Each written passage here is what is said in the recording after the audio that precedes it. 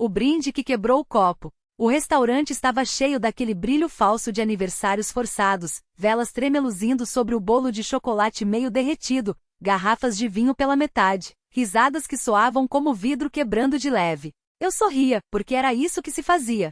Sorrir, erguer a taça, fingir que não tinha notado o jeito como os dedos dele tremiam ao segurar o garfo, como se a cada bocada de filé mignon ele estivesse engolindo culpas em pedaços.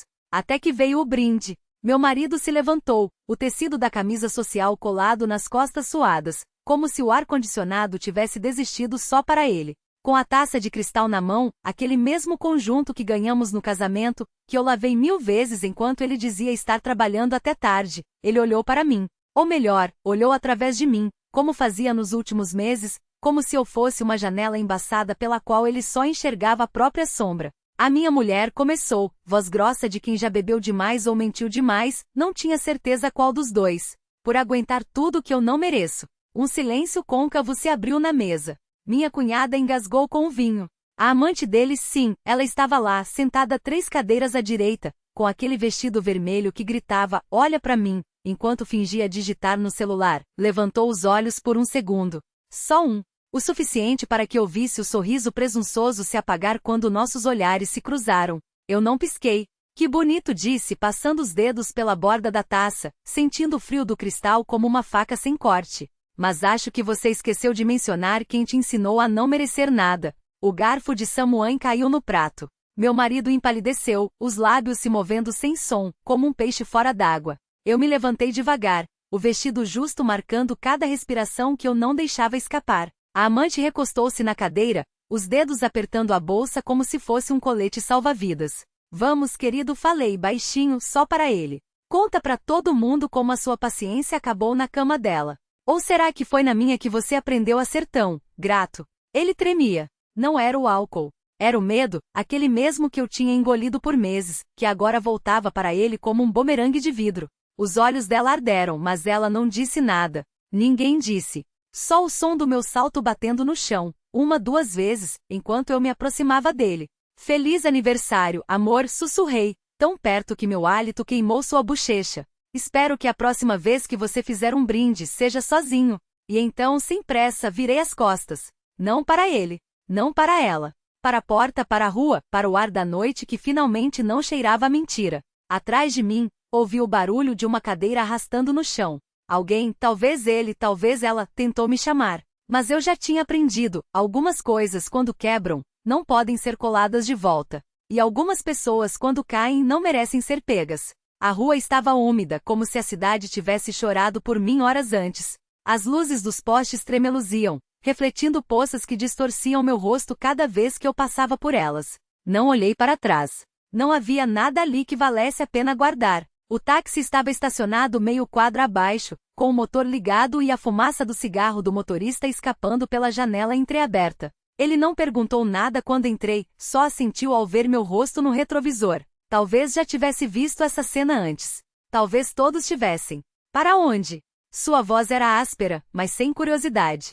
Qualquer lugar que não seja aqui. Ele deu de ombros e arrancou. O carro ganhou velocidade e, com ela, a sensação de que o chão sob meus pés finalmente parara de tremer. Do bolso, tirei o anel que ele me dera no ano passado, quando ainda acreditávamos em promessas. Era pesado mais do que eu lembrava.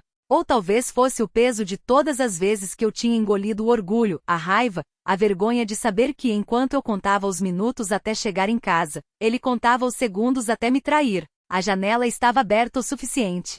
Deixei o anel cair, ouvindo o leve plim quando atingiu o asfalto. Não olhei para trás dessa vez também. O motorista ajustou o rádio. Uma canção antiga, daquelas que falam de amor como se fosse algo simples, algo que não deixasse cicatrizes. Ri baixo, sem humor. Não gosta? Ele perguntou, lançando-me um olhar rápido. Gosto. Só acho engraçado como mentiras são o melhor em música. Ele não respondeu. Talvez tenha entendido. Ou talvez só soubesse, como eu, que algumas coisas não precisam de palavras para doer. O carro seguiu em frente, cortando a noite como uma lâmina. Algum dia, eu pararia de sangrar. Mas não seria hoje. E pela primeira vez em meses isso não me assustava. Porque algumas feridas, quando cicatrizam, se tornam mapas. E eu estava aprendendo a ler o meu. A rua se estendia à frente, iluminada por postes que piscavam como velas no fim de um velório. O motorista, um homem de mãos grossas e cicatrizes nos nós dos dedos, diminuiu a velocidade ao passar por um bar cujo letreiro de neon tremeluzia a palavra esquenta, como se o lugar fosse um aviso não um convite. Dentro, risadas espessas se misturavam ao som de copos batendo. Alguém cantava fora do ritmo, a voz arrastada pelo álcool ou pela saudade. Precisa parar? Ele perguntou mais por educação do que por real interesse. Balancei a cabeça. Não era o tipo de parada que eu fazia mais. Há um ano, teria entrado sem pensar, procurando no fundo de um copo a resposta para perguntas que nem sabia formular. Agora, o cheiro de cerveja derramada e cigarro velho me enojava quase tanto quanto a memória da minha própria voz sorrando desculpas esfarrapadas. O carro voltou a acelerar. O rádio trocou de estação sozinho, como se a noite tivesse seus próprios caprichos. Desta vez era um blues, algo sobre um homem que perdia tudo menos a sombra. O motorista batucou no volante com os dedos, um ritmo irregular, como se estivesse contando algo que só ele entendia. Minha mulher adorava essa música, disse de repente. Não olhei para ele. Não era uma confissão que pedia testemunhas. Ela dizia que o blues era a única coisa honesta que restava no mundo. E você? Ele deu de ombros, um gesto que pesava mais do que parecia. Eu só dirigia. Ela é que escolhia as paradas. O silêncio que se seguiu não foi desconfortável. Era o tipo de quietude que surge quando duas pessoas descobrem, sem querer, que carregam a mesma espécie de fardo. Não é alívio, não é companheirismo. É apenas o reconhecimento mudo de que algumas estradas são mais longas do que deveriam. Passamos por um posto de gasolina abandonado, as bombas enferrujadas como esqueletos de uma época em que as coisas ainda faziam sentido. Lembrei-me do anel no asfalto, do som que fez ao cair. Não era um peso que eu sentia falta. Era só mais uma coisa que, como blues, soava mais honesta no chão do que no dedo. Você vai voltar? O motorista perguntou quando já estávamos nos limites da cidade, onde as casas se espaçavam como dentes faltando em uma boca. Para quê? Ele não teve resposta. Ou não quis dar. Parou o carro em frente a um motel de fachada descascada, o letreiro prometendo quartos por hora ou por noite. Não era o tipo de lugar onde se faziam perguntas. Paguei em notas amassadas, sem contar o troco. Ele aceitou sem reclamações, como se soubesse que algumas dívidas não são medidas em dinheiro. Antes de fechar a porta, olhei uma última vez para a estrada atrás de nós. Não havia ninguém. Não havia nada, a não ser a poeira assentando sobre o asfalto e a certeza de que onde quer que eu fosse dali, não seria para trás.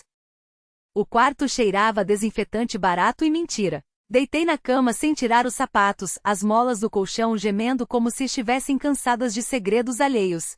Fechei os olhos e pela primeira vez em muito tempo, não tentei adivinhar o que viria depois. Porque algumas coisas, como feridas, como estradas, como blues, não precisam de destino.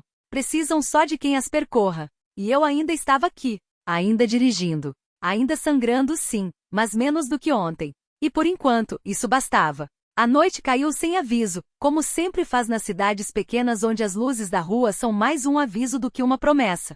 O motel, um daqueles lugares que não tem nome, só um letreiro piscante com 2 letras queimadas, parecia respirar junto comigo. Paredes finas demais para segredos, mas grossas o suficiente para abafar os soluços que vinham do quarto ao lado. Alguém chorava baixo, como se o som pudesse ser taxado por quilograma. Levantei e fui até a janela. O estacionamento vazio refletia a luz amarela do poste, transformando poças de óleo em manchas de outro mundo. No bolso, o peso da chave do carro era um lembrete. Ainda havia gasolina, ainda havia estrada. E mais importante, ainda havia o silêncio entre mim e o que eu havia deixado para trás. Não era a primeira vez que eu fugia. Mas era a primeira vez que não sabia se estava correndo de algo ou para algo. Talvez fosse a mesma coisa. O telefone no bolso vibrou. Um número desconhecido daqueles que começam com códigos de área que você não reconhece, mas que mesmo assim fazem seu estômago revirar. Deixei tocar até parar. Não era hora para vozes do passado. Não ainda. Na mesa de cabeceira, um maço de cigarros meio amassado e um isqueiro com a tampa solta. Acendi um, mesmo sabendo que o gosto seria de cinza e arrependimento. A fumaça subiu em espirais preguiçosas, como se também não tivesse pressa de chegar a lugar algum. Lembrei-me do que o velho mecânico havia me dito na última cidade, enquanto consertava o radiador com mãos que pareciam feitas de couro e óleo. Há 2 tipos de gente, rapaz. Os que acreditam que a estrada os leva a algum lugar e os que sabem que a estrada é só uma desculpa para não parar. Na época eu havia rido como se fosse uma piada. Agora a risada parecia presa na garganta. O choro do quarto ao lado parou. Ouvi passos, uma porta abrindo e fechando, um carro ligando com dificuldade. Alguém mais partindo.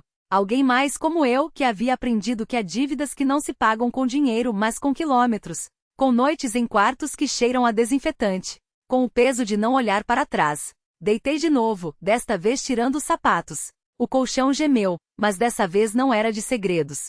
Era só de cansaço. E pela primeira vez em muito tempo não era um cansaço que doía. Era o tipo que vem depois de uma longa caminhada, quando você sabe que ainda há mais estrada pela frente, mas por enquanto pode descansar. Fechei os olhos. E entre um suspiro e outro, quase consegui acreditar que o amanhã não seria pior que hoje. Quase. Amanhã chegou sem aviso, como sempre. Não houve um clarão súbito nem um coro de pássaros, apenas a luz cinzenta filtrando pela cortina puída, e o cheiro de café barato vindo do corredor. Alguém tossiu no quarto vizinho, um som úmido e resignado. Abri os olhos e fiquei olhando para a mancha de umidade no teto, que parecia ter crescido durante a noite. Levantei sem pressa, como se o tempo fosse uma coisa que eu ainda pudesse controlar. Os sapatos estavam onde os deixei, um deitado de lado, o outro de ponta-cabeça, como se tivessem desistido também. Calcei-os sem amarrar os cadarços. No bolso da calça, o troco de ontem fazia um peso insignificante, mas era o suficiente para um café e um pão duro na padaria da esquina. Lá fora a rua estava molhada, embora não me lembrasse de ter chovido. As poças refletiam as luzes dos postes, que ainda piscavam, teimosas, mesmo com o sol já alto. Caminhei com as mãos nos bolsos, os ombros levemente curvados, não por derrota, mas por hábito. O ar cheirava a terra úmida e a óleo queimado, o cheiro eterno das cidades que não param, mesmo quando as pessoas param. A padaria tinha um sino na porta que tilintou quando entrei. O balcão estava vazio, exceto por um prato de biscoitos secos e uma jarra de café que parecia ter sido feita horas atrás. O dono, um homem de bigode grisalho e olhos cansados, me olhou sem realmente me ver. Pedir um pão e um café foi um ritual tão automático que mal registrei as palavras saindo da minha boca. Sentado numa mesa de canto, observei a mulher à minha frente. Ela mexia o café com uma colherinha de plástico, o movimento lento e preciso, como se estivesse contando algo que só ela sabia. Tinha as unhas roídas e uma bolsa surrada ao lado, daquelas que carregam mais do que deveriam. Não nos olhamos. Não era necessário. O café queimou minha língua, mas engoli mesmo assim. O pão estava duro, mas mastiguei até virar uma pasta sem gosto. Pensei em todos os cafés que já tinha tomado assim, em todas as manhãs que começaram com o mesmo ritual de sobrevivência. Não era tristeza. Era só o reconhecimento de que algumas coisas nunca mudam, não importa quantos quilômetros você percorra. Quando saí, o sino tilintou de novo. A mulher ainda estava lá, agora olhando pela janela, como se esperasse algo que nunca chegava. A rua continuava molhada, as poças um pouco menores, como se a cidade estivesse secando aos poucos, sem pressa. Voltei para o quarto e fechei a porta. O colchão ainda estava amassado onde eu tinha deitado. Sentei na beira da cama e tirei os sapatos de novo. Desta vez, não me deitei. Fiquei olhando para eles, os cadarços desamarrados, as solas gastas. Pensei em todas as estradas que aqueles sapatos já tinham pisado, em todas as portas que já tinham cruzado. Peguei o troco que sobrou e o coloquei sobre a cômoda ao lado da chave do quarto. Era pouco, mas era algo. E pela primeira vez em muito tempo, não me senti obrigado a contar quanto faltava. Só me levantei, fui até a janela e abri a cortina. A luz entrou sem pedir licença, iluminando a mancha no teto, o chão desbotado, as paredes que já tinham visto muita gente passar. Respirei fundo. Não era um suspiro de alívio. Não era um suspiro de desesperança. Era só ar entrando e saindo, como sempre faz. E por um momento, isso foi o suficiente. O sol já caía quando saí do quarto, a chave pesando no bolso como uma decisão adiada. A rua estava cheia de gente que parecia saber para onde ia, enquanto eu me encostei na parede do prédio, sentindo o reboco áspero nas costas. Um homem passou vendendo castanhas quentes, o cheiro doce e terroso se misturando ao óleo diesel dos ônibus. Não comprei nenhuma. Andei sem rumo até chegar ao parque, onde os bancos estavam ocupados por velhos jogando xadrez e mães empurrando carrinhos. Sentei-me na grama, perto de um carvalho que devia ter mais anos do que todos nós juntos. As folhas secas faziam um barulho de papel amassado debaixo dos meus dedos. Pensei em tirar os sapatos de novo, sentir a terra fria nos pés, mas não o fiz. Uma criança deixou cair um sorvete derretido perto de mim, a bola de morango se espalhando na calçada como tinta. A mãe a repreendeu, mas a menina só riu, correndo em direção ao pai, que a pegou no colo. Observei-os por um instante, o modo como o homem apertava os braços em volta da filha, como se pudesse protegê-la de tudo, até da própria sombra. Depois desviei o olhar. Quando a noite começou a descer, as luzes dos postes acenderam uma a uma, como velas em um altar abandonado. Levantei-me, sacudi a grama das calças e segui em direção ao centro da cidade. As vitrines brilhavam, refletindo rostos que não eram os meus. Parei diante de uma loja de discos, onde um blues antigo saía das caixas de som, arrastado e cheio de cicatrizes. Fechei os olhos. A voz do cantor falava de estradas, de noite sem fim, de coisas que se perdem pelo caminho. Não entrei.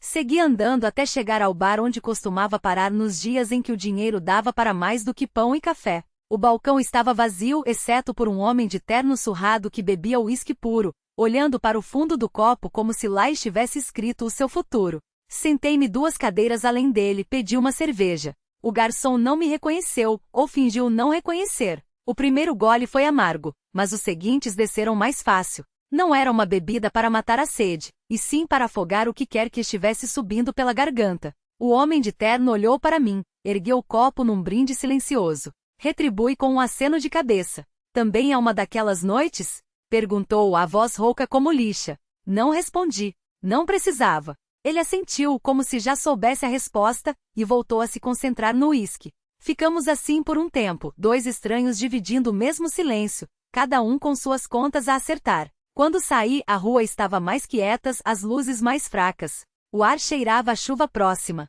Respirei fundo outra vez, sentindo o peso dos sapatos nos pés, o troco no bolso, a chave do quarto. Nada havia mudado, e no entanto tudo parecia diferente. Caminhei até o ponto de ônibus, mas quando o veículo chegou, deixei que partisse sem mim. Fiquei ali observando os faróis se afastarem na curva, até que só restou a escuridão e o som dos meus passos, ecoando como uma promessa que ainda não sabia se ia cumprir.